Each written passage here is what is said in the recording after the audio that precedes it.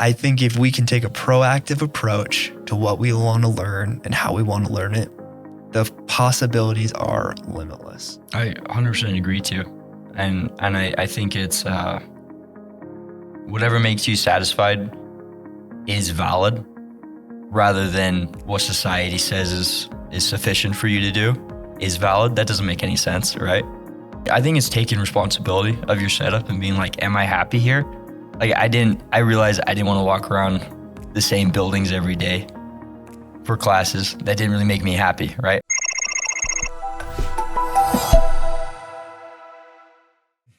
Welcome back to the Own Your Education podcast. Good. I am here with Damian Earl, who has become one of my really good friends. I was able to meet through the Sales Dojo program, and I'm super grateful to have you here. I'm going to intro you in just a second, but Sweet. I appreciate you being here, dude. Yeah, dude, I'm excited to be here. You're a big mentor of mine, and so I'm glad to be here to chat.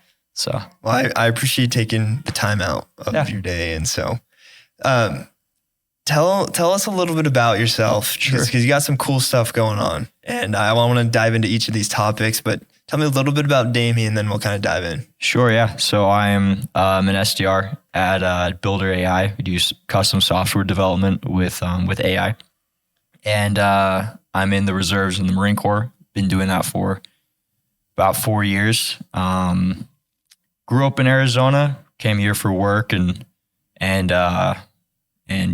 just to be in Utah, and live in Orem. Expecting a baby in 5-6 weeks, which is exciting. Little baby girl. And I'm excited to be here. Well, dude, the mustache is popping, dude. Thanks. I've been working on it. I comb it, I take care of it, I trim it. It's been great. Oh, dude, well, you need one if you're in the Marines, apparently. So. It's all the facial hair you can do. So everyone in the unit has one right now. So it's fun. Well, dude, so that's probably one of the things I want to talk about first. Yeah. Is I think you have a really unique path of getting into sales, getting into tech, and it kind of originated with the Marine Corps. Is that right? A little bit, yeah. I joined the Marine Corps when I was 17. So I had my mom and my dad sign papers to let me go. And then that was a really good experience because it helped me grow up a lot.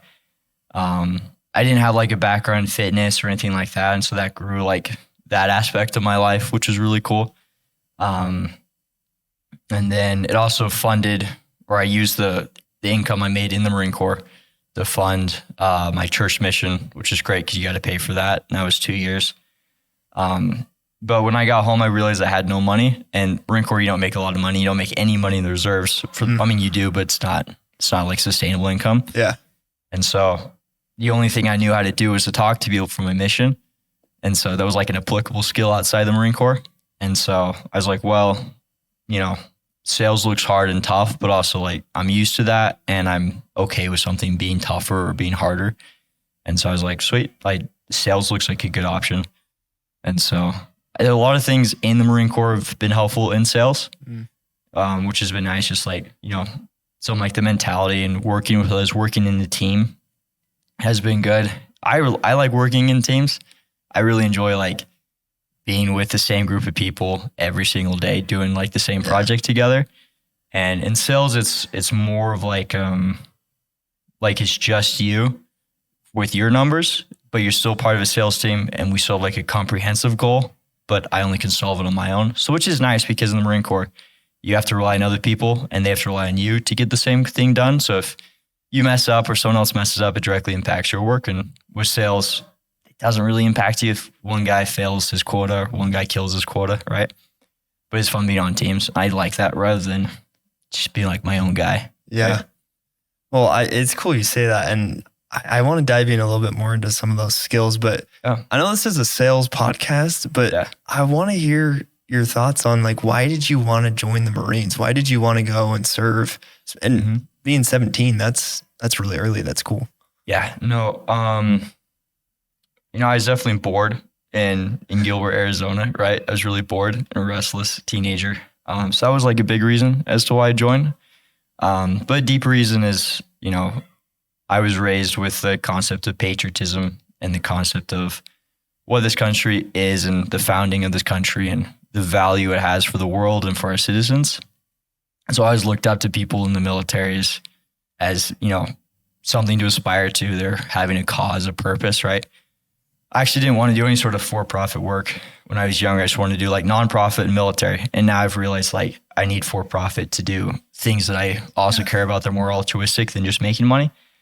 But, the concept of adventure, the concept of taking care of your country, the concept of, experiencing things I never experienced, getting really mentally tough.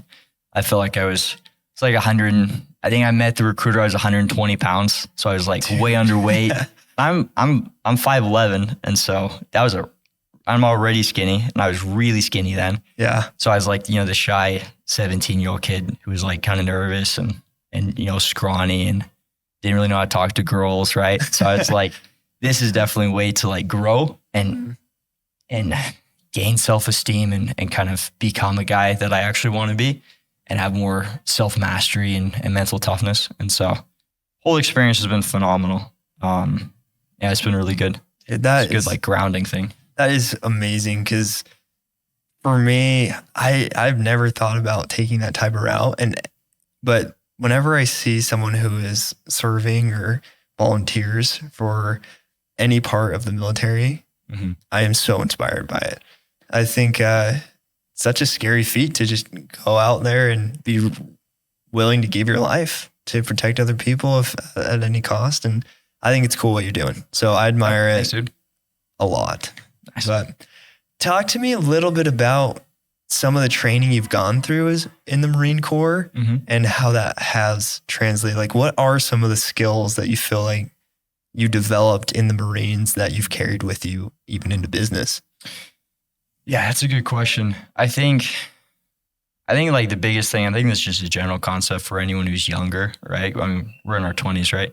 Is focusing on mindset before you just go for skills, right? Instead of just going for, the classical route of just going to college and just getting hard skills, it's good to take the time to go get those mindset skills, if that makes sense. So something I really got from the Marine Corps is just, being able to push forward past your boundaries, past things you didn't think you could do, right? And that's played a huge deal in sales with commission and with quota, right? A big thing that you have in the Marine Corps is you just, develop a thick skin with working with people that don't want to talk to you. So if you get yelled at on the phone, it's annoying, but it's not something that will like freak you out. And I'm an introvert, and so I don't like talking to people all day long anyways, right? And so that's definitely nice to have like that thicker skin, right? And then I think the other point is just being able to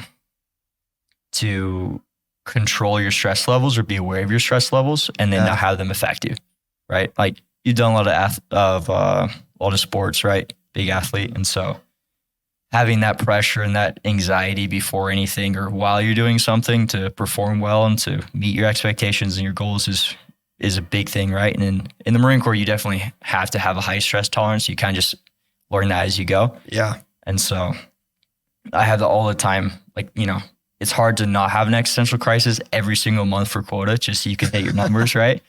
But it's nice to kind of have that strength to rely on.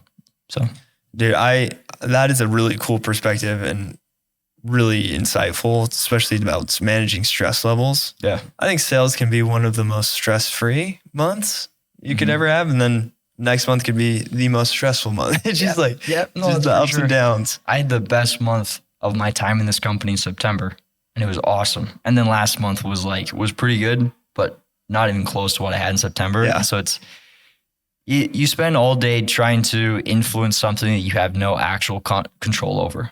Like you control your outputs and you control what you do during the day, your activities, but you're trying to influence people to do something and you can't control anybody. And so I think that's the biggest thing in sales that you have to just get over is I can't control anybody, control my activities and my strategies. That's it. Dude, well, that's a good skill, definitely, no matter what you're doing. Yeah. But, so coming from the Marine Corps, you're still involved. You're in the reserves right now. Yeah. So you could get called out anytime. Yeah. Theoretically. But how did you start to kind of transition towards maybe a tech-based sales? Because I remember you've had some sales experience prior, but what was that transition like to start looking into more a software, business-to-business type of sale? Yeah, so Professor Charlie Crump is a professor of sales at BYU. I think you just met him like a couple weeks ago or something like that. We had hit Charlie come down with the BYU Idaho Sales Society to Silicon Slopes. So we got the BYU Sales Society tickets, and they took it. Link you had? Sorry? With the link you had? No, Silicon Slopes just gave us extra tickets. Oh, that's great. To help host them. And I think they rented an Airbnb, and they just drove the Sales Society down in a big van and spent the night and got to meet Professor Crump. And he's doing a really, really cool stuff at the BYU right now. No, he's great. The whole sales program. That makes me want to Airbnb with the boys. That I wish I'm still part of it, but, and that goes along with your first question. So I got off my mission. I was in Brazil and Iowa, for church mission, come home. A month later, I was at college at BYU Idaho. Didn't know exactly what I wanted to do. Within like a couple weeks, realized I hate walking around the same couple buildings every single day and having, I love education. I love academia, right? But I also hate being poor a lot, right? And I also wanted a family, and I wanted to have those responsibilities that I currently have. And so I was like, well, I can't do this if I'm just having professors tell me what to do all day, not able to have income. So I took a class. It was sales management, which wasn't even about sales. It was just about managing sales reps, right? And I show up, and I was, first time freshman, first semester, brand new kid, been home for like a couple of weeks. Everyone in there was like seniors. So they were all like very experienced, older guys. And it was just me as the freshman. And that was the class I did the most amount of work for, but it was the most rewarding by far. And Professor Crump, he has a huge background in tech sales. He was Adobe. He closed massive household logos. Just an absolute legend. And so he opened my mind to sales, because I first didn't really know what sales was. Yeah. I just thought it was kind of like,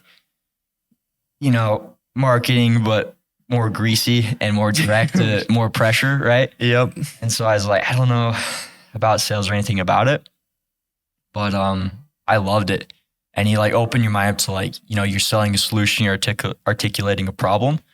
And that was really interesting. And I was like, wait a second, I know how to do this because I was doing this as a missionary, just with a completely different system, but I was still direct to somebody talking and articulating a problem they were having and trying to solve it. And so I was like, okay, sales seems sweet. And then I just started networking a ton. And then I started realizing how much money was in tech sales. Yeah. And how rewarding it was. And I was like, okay, this is sweet. And then I did door-to-door for the purpose of getting into tech, which is how that happened. So, and then, I haven't taken a college class since. I still want to graduate. I want to get my master's. I really want to get a master's. Yeah. I love academia. But that class was so good. I haven't gone back to college, and it's been the greatest decision of my life so far. And so, Professor Crumb was too good. I'm no longer taking classes. Dude, that's one of the coolest things I've ever heard about school. If you're a professor, that's got to be a compliment. I hope it is, yeah. He'll message me sometimes, be like, hey, this big character did the same thing. It's like, okay, sweet. There's some validation from my professor. Dude, I like your mentality. I support that a ton, because I think there's so many ways to learn. And I think school is one amazing option that you can take. Yes. But once you have something that can impact you at school, that can spark like a drive to pursue that route further. Sure. I think that's what school's all about. It's theoretically that degree is supposed to help open up job opportunities for you. But when you find what you want and you can go get that job opportunity, maybe without having that degree immediately, go do it, and then go crush it and start moving up. So I like how you plotted that out, where you said, I want to go work in tech sales. That's what my professor did. Sounds awesome. Sounds sweet. Let's go. So here's my path. I'm going to go do door to door. I'm going to go learn these things. I'm going to get on LinkedIn, which we talked about, and how it's kind of led to those opportunities. That's pretty sweet. No, it was great. I realized two things in that class. One was people were talking about sales internships. I have a lot of friends done sales internships. They're great. They're great things. I love those kids. I have good friends who hire sales interns and they're great people. But it was explained to me in the class, and I haven't changed my mind since, which was you do the same work and you close the same amount of deals with the same amount of revenue and set the meetings with the same influential, key people in the deal, but you make no money, or you make next to no money for the knowledge. And I was like, okay, I'd rather take the risk of failing a job, but making all that money, or not making the money, but get the same experience. So I was like, okay, I'm never going to do a sales internships unless it's maybe like a massive company. I'm not writing that off. Yeah, but 100%. At the moment, it didn't make any sense. And then the other point is like, why would I be in a class at 2 p.m.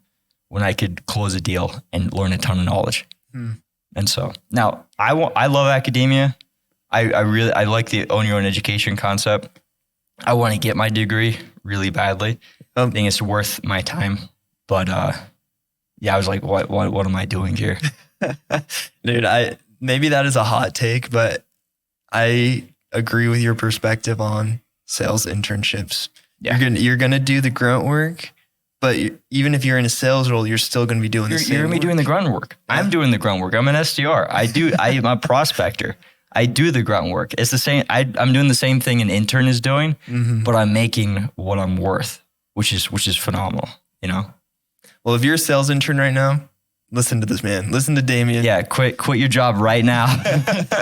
Go on LinkedIn. Go talk to recruiters. They're really nice.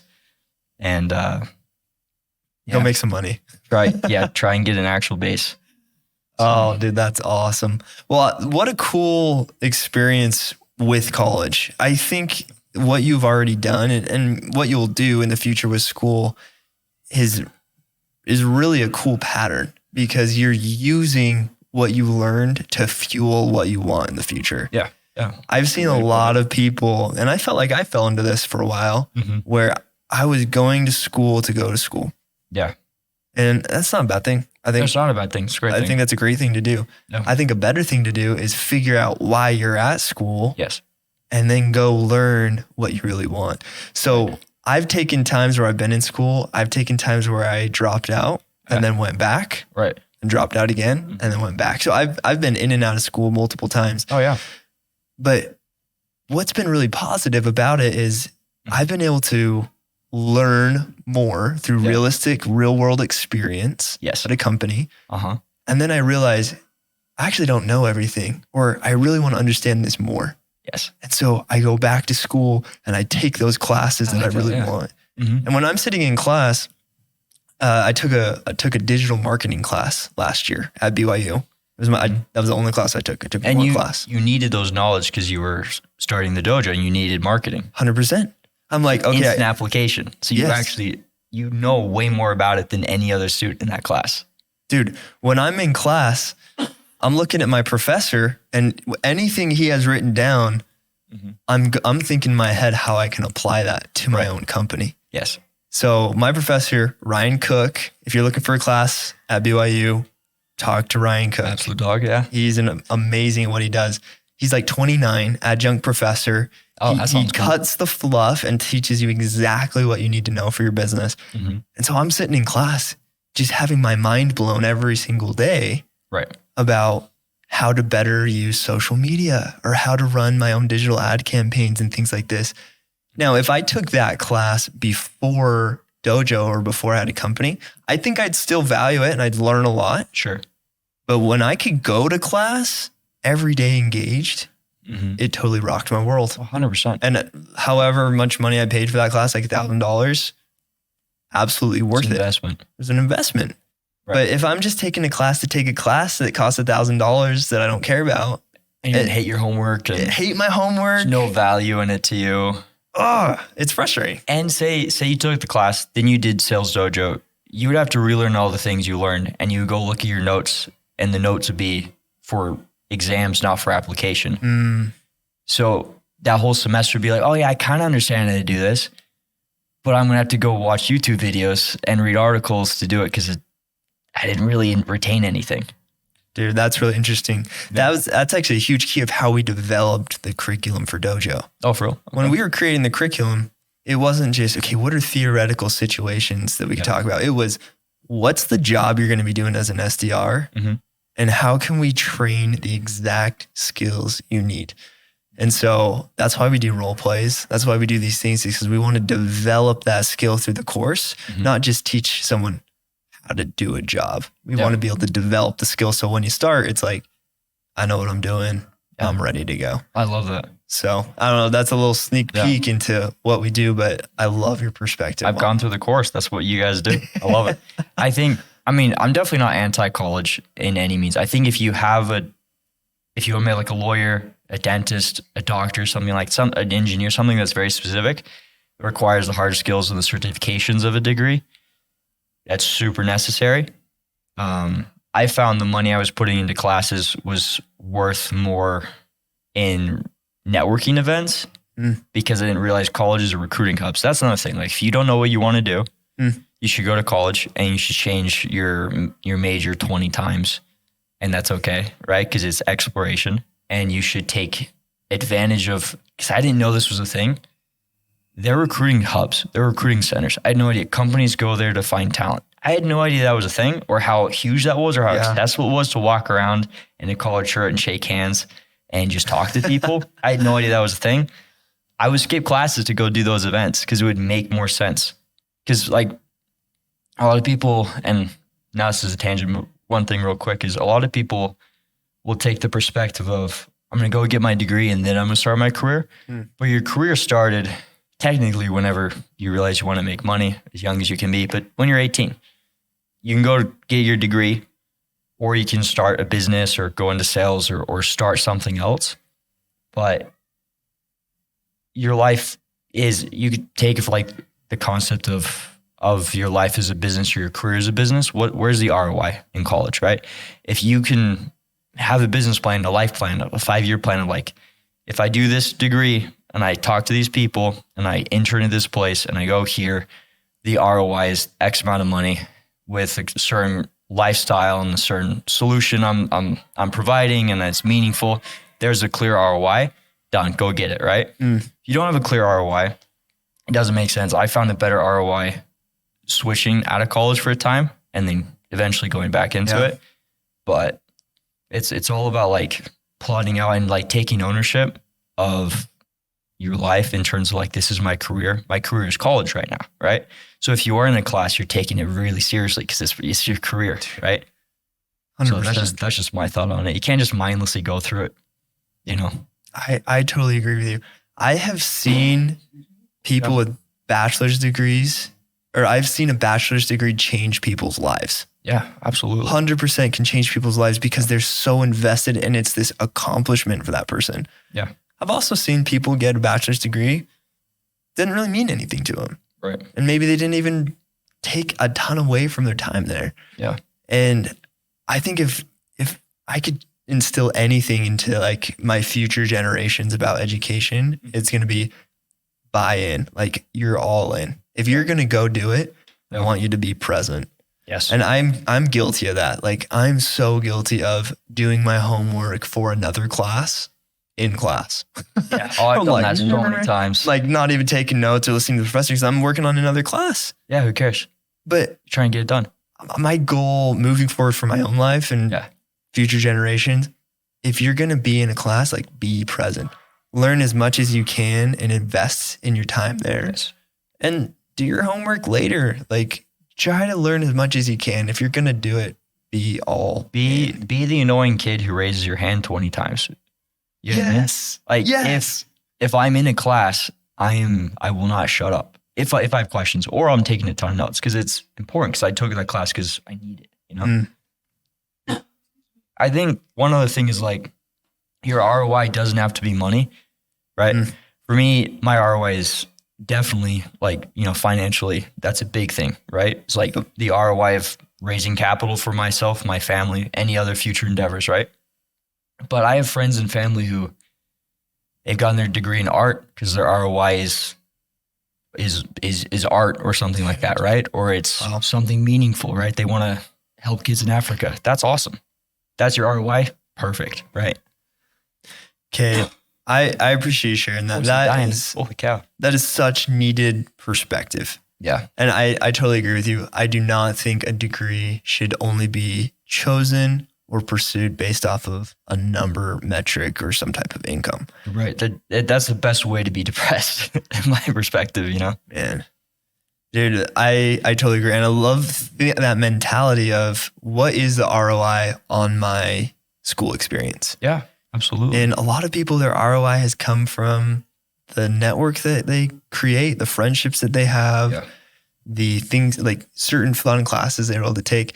I do think those go into a lot of what ROI is. Yeah. And I think there needs to be some type of new metric. I guess it'd just be like overall content and happiness. What do you want? What do you want? Yeah. You know, and then go get what you want. If that's an art class, absolutely. Go get it. You know, if that's a financial class, or if that's you just need to go make sales and learn how to talk to people, there you go.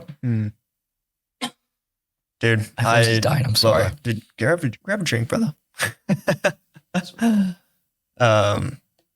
Man, I love that. I really appreciate your perspective on education. This is a topic I'm so passionate about. Yes, we talk about sales, but I also like education. And education to me isn't just something that's acquired at school. I don't think schools have a monopoly on education. I think education is something that you can gain anywhere through experience, through mentorship, through books, through so many different channels. Yeah. And I think that's why we call this podcast the Own Your Education Podcast. That's sick. That's awesome. Because there's so many ways to learn. And when I get to sit down with you or with other people, I learn so much from you guys on your perspective and everything. And so I think if we can take a proactive approach to what we want to learn and how we want to learn it, the possibilities are limitless. I 100% agree too. And I think it's whatever makes you satisfied is valid rather than what society says is sufficient for you to do is valid. That doesn't make any sense, right? And so I think it's taking responsibility of your setup and being like, am I happy here? Like I realized I didn't want to walk around the same buildings every day for classes. That didn't really make me happy, right? I like talking to people about problems they're having and solutions we provide. Like that makes me happy, right? I think another good way to get education is taking on responsibilities where it's a risk, but you can gain, and that's where I gain a lot of knowledge, is taking a risk by taking on responsibility that I'm not fully equipped to handle, and then just full send it. And that's where I've gotten a lot of my knowledge is just doing something like that, you know? Taking a risk, learning from the experience itself. Maybe it's a success, maybe it's a failure, but I think you learn from those failures and you just keep going. Absolutely. So I think one thing I want to hit on with you as well is continued education. Like now you've had school experience, you have had live work experience being a builder. I think a really powerful tool for continued education is LinkedIn. Yeah, I agree. I want to hear your thoughts. How do you see LinkedIn being a tool? Because I know that you've used it to its full potential. I'm trying to get to the level you have, which is it's a massive level. Professor Crump got me onto LinkedIn. I think I realized I wanted to know how it worked. I wanted my LinkedIn to look as cool as my buddies who were a couple years older than me, nice. Who had really cool careers. And I was like, that looks sick. I want that. And so I deleted Instagram and Facebook and YouTube from my phone. And I was like, I'm just going to be on LinkedIn because I like to scroll when I'm bored and I'm tired, right? So I'm like, instead of scrolling on those things, I'm just going to scroll on LinkedIn. That was my thought. Cool. And so I ended up just scrolling on LinkedIn, right? And that like opened my mind up to like how business operates and how people talk in that sense of business and their experiences in business and their experience networking. And then I just started goofing around on it and trying to like talk to people and talk to a bunch of scammy weirdos at the beginning, and then eventually talk to like legitimate real people that weren't robots and became like a real account, you know? And LinkedIn is amazing. I especially if you're going to get a full degree and you're going to do it full time and you're not going to have any work experience till you get that degree, hounding on LinkedIn, I think, is the biggest thing. Like if I was just doing school, but I posted 3 times a week and I had an X amount of numbers of people I need to talk to and you shadow or whatever, right? Just communicate with people. Like you could land a super prestigious job by the end of your degree in any field you're in. If like 4 years of experience doing that would be insane. Yeah. So if anyone who is like, I want to be a lawyer, I want to do this specific thing in this specific industry, and you're getting a degree, build a massive LinkedIn presence and understanding of how it works and use it to talk to a bunch of different people. And then when you finish your degree or you're trying to get an internship for next summer, between now and next summer, you could build something really big on it and then have everyone trying to hire you. 100% possible. And there's some kids I know that have done that. And it's insane. They also did sales internships, but they were getting their degree the whole time, and they're legends. They're doing really well for themselves right now. Dude, if you are in college, go listen to what Damian just said again. Go replay that, because that was so crucial in being able to apply those skills. Like you can't do that forever, but I firmly believe if you're able to do what you just said, the payoff is like unlimited of what you'd be able to see. Yes. I think one person that I've actually seen do this, Andrew Marino. I'm not sure if you know him. You'll have to follow him on LinkedIn. He was at Utah State. He went through like some of their sales curriculum. They have a pro sales program. And he started connecting with people on LinkedIn that worked at LinkedIn, the company itself. Yeah. And he would proactively reach out to these people and build a relationship. And I actually got to go hang out with Andrew in New York because he moved to New York. Oh, that's right. Yeah. And he got hired at LinkedIn out of college as an account executive. Baller move. Holy cow. Good for him. I think he worked for Jazz and then he got moved up into LinkedIn. Nice. But that's awesome. He made a proactive decision to reach out to people at LinkedIn, network with them. And when the opportunity came, he applied. He had a background, he had a skill set, but he had the connection and he ended up getting hired.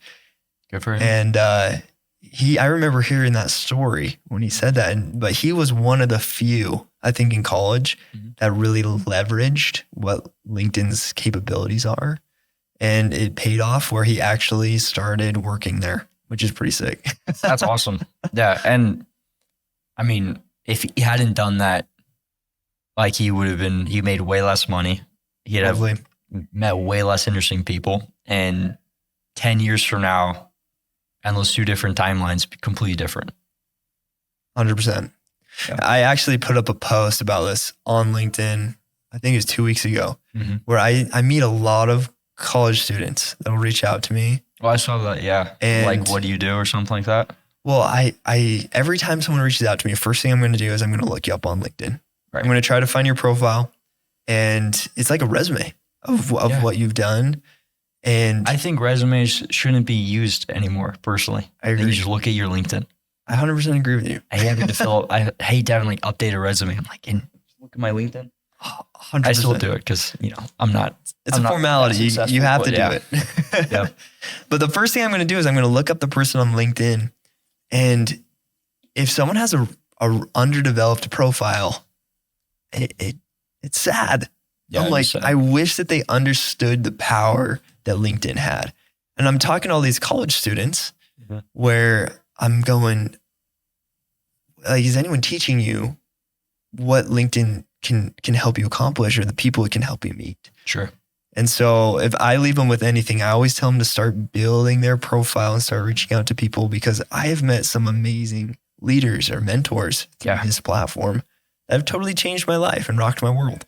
Right. And I think, especially as a student, people are so willing to help you. Oh, yeah. Oh, that's so true.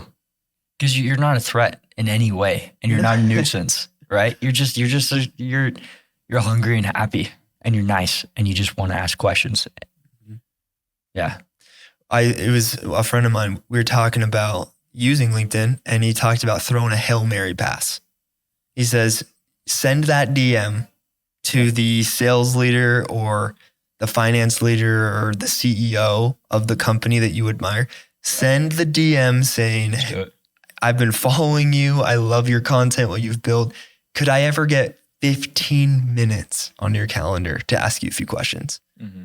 Send the DM and see what happens. Because I have sent a few Hail Mary DMs and they've panned out. Like one of them, I reached out to Blake Murray, founder of Divvy. They sold the company $2.5 billion. Yeah. I'm like, Blake, can I get 15 minutes with you? I just want to ask you a few questions. DMs me back. He said, here's my calendar. That's so cool. It was like awesome. 2 weeks out because he's so busy. But I hop on this call with him. I'm on my computer.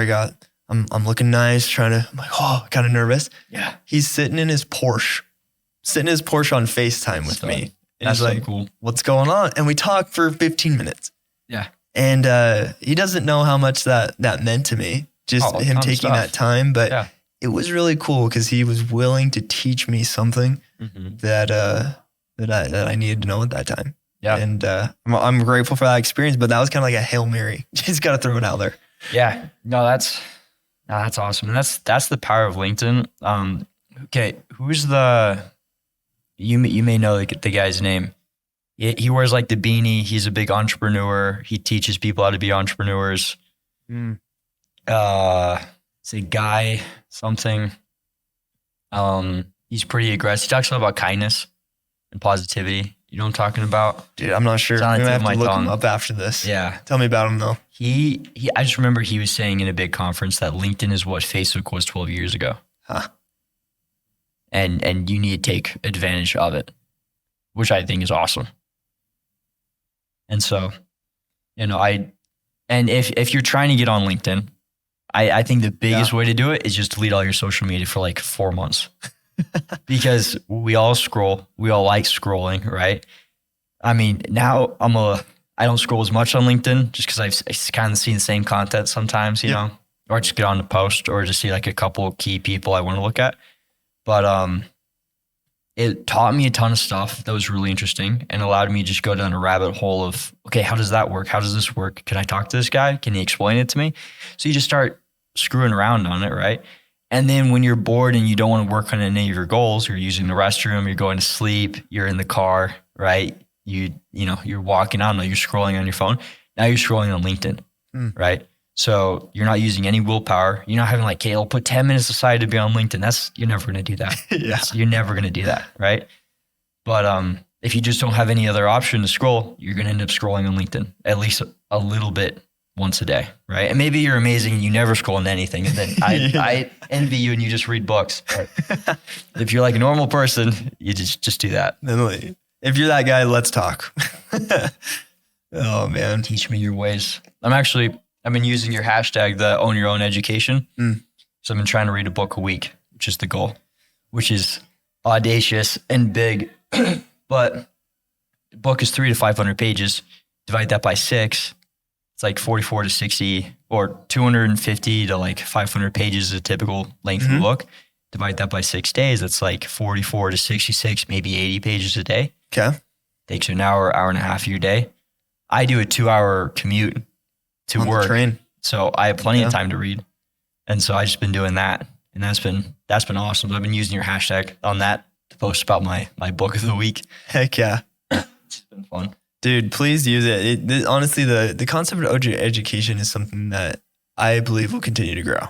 Yeah. I think the education industry will continue to adapt and to change. And just how with everything else in the world, we're able to be very selective and niche and catered to what we want. Yeah. Like my Netflix. My Netflix gives me exactly what I want based off of the things that I love. And I think education is going to be trending that way. It's instead of just saying, come into this path, it's going to say, what do you want out of your path? Sure. And I think it's going to cause us to be able to take more ownership of what we want. Yeah. Oh yeah. And so I think in the future, if we can continue to be proactive and read the books that we want to know more about, or read books about topics we want to know more about. Yeah. If you do that for long-term periods, maybe like throughout your life, no doubt that's going to change you in so many different ways. Yeah. Because you are taking what you want to learn, finding a way to learn it, and doing it. So, dude, please use the hashtag. Yeah. I think it's the concept of extreme ownership and owning your own education. Every single major person that I look up to, like we'll take Elon Musk, for example. Yeah. There's always a point in their lives where they have a huge output of self-directed study. Every time when they're young, there's a huge, massive, like huge volume of them reading a ton of books, talking to a ton of people, traveling, having no money, just passionate about understanding something, figuring something out, or solving something. And it's complete and utter self-direction. And all these people that we look up to and read books about and see in the news and stuff or read about in history, seems like all of them have had that period in their life that lasted a couple months, several years, whatever. It was all self-directed, but they were also normal people at that point. Yeah. You know, they're, for the most part, very normal people who got really passionate and they got completely on their education. They didn't just take, you know, the classes they had to. They didn't just, you know, do the homework they had to and just kind of like run through it. Or they didn't just have a salary and just kind of mindlessly doing the bare minimum work and having that 2-week, you know, payment, right? They owned their own education. They took the risk. And then they like had this massive growth, you know? Dude, holy crap. That was awesome. Yeah. What a cool way to think about it. Very, very true. Yeah. And I like what you said, did you say self-guided or self-directed study? I mean, either or, yeah. Self-directed study. I love that. Yeah. I think, and tying that into sales, you know, look at every major salesperson you look up to. There was a period in their sales career where it was like kind of crappy, wasn't going well, they're figuring it out. And then they had like this like 3 to 5 year explosiveness where they're typically full cycle or closing their own deals for the most part I've seen. And they just do a ton of volume and it's crazy. And then afterwards they maybe hit bigger accounts and stuff like that, but they always refer to it as the golden years. And that was like where they completely own their education in sales or their experience in sales. And it was huge, right? Like this massive growth. And so, yeah, tying that back to sales. Man, well, I think that there's only so much you can learn without just going out and experiencing things. And so things continue to change. Yeah. Like the world is continuing to create new software or new information on different topics. And so if you stop learning after you either graduate or you get the position that you want, then you're going to fall behind. It's almost like a backwards escalator or trying to walk up the downward escalator. Right. Like if you are proactively walking, then you're going to continue to make it up to the top and progress in life. But if you stop learning or educating yourself, right, I think you're slowly just going to drift back. Oh yeah. While everyone and else the competition will eat you alive every single time. Like every time you see someone get comfortable, they just competition just chews them apart. Like a great example is someone who owns their own education is like my director of sales. You knew, you know, he's you know in his 30s and he's director. You know, has a pretty cool background. And every time we have a conversation or he addresses the team, he's referencing new stuff he's learned that week or a month ago or 6 months ago, and it's like different books he's read, different experiences, different podcasts, different routines he's doing, different training stuff, which is super cool because it shows that he's actively engaged in knowledge and education. Because a lot of people refer to like way back when in my golden years or that period of growth or explosion, or they have no experience of that way whatsoever. But you can tell someone's like really creative and interesting and they're growing is if they're like constantly referring to things they're learning right then. Because that's what creativity is it's just you're learning a ton of different things right now and in the past, and then you're just drawing all the conclusions based on everything you're learning, right? Yeah. And so I think it's cool when you can see people do that because they'll start to talk about the stuff they're learning. And then you're like, okay, this guy's directing his education. Dude, applying previous experience with current knowledge, that is an equation for high performance. Yeah, there. I agree. Yeah. Well, dude, we need to go to lunch with your director. Yeah, no, great. Yeah, he's out on the East Coast, but he comes in the office sometimes. We'll have to line that up. That's pretty cool. Yeah. Well, Damian, it's been a pleasure having you here. Yeah, thanks. Like, what a cool conversation. Maybe just our last question. Like, for you, what are some of the ways that you want to continue to like take advantage of the resources you've been given to educate yourself? And like, what are some things that you want to continue to apply and improve upon moving forward there? Yeah. Well, I want to get my degree. I want to grow into a closing position sometime the next year, start closing. And last year was definitely like figure out what I want to do, take a ton of risk in sales, land the job that I'm doing right now, and then start learning the job. And then this year, it's all about scaling that knowledge I've like gained the year prior, last year, and then just scale that and work on systems. Sorry, my voice is dying. Understanding like processes and systems. Mm-hmm. And then I think next year is going to be basically what I did last year, except at a higher level of taking the same big risk, taking the same, feel like I'm the, because that's the thing that does kind of suck a little bit, but that's the price of growing is you always feel like you're the new guy who knows nothing. Yeah. Wow. Right. And it's not fun, right? You always want to be the expert, but the idea of growing is being the new one. The idea of progressing to the next level is being the bottom of that new level. Once you get to the top of the level, you kind of stay there or you go above, right? And so I think next year will be the same thing I've had the year prior, because this year's been all about basically grounding, building consistency. So yeah, and then so it is next year just be like a ton of risk taking, which I'm excited for. So, yeah, dude. Yeah. Well, I'm excited to see what you're able to accomplish. I think if you can keep that mentality, possibilities are endless. Where you'll be, you can constantly learn new things to help you progress. And I'm excited to keep hearing about the books you're reading and the experiences you're having. But dude, you're a rock star, man. Thanks for being here. Yeah, dude. Thanks for having me. Appreciate it. You're awesome.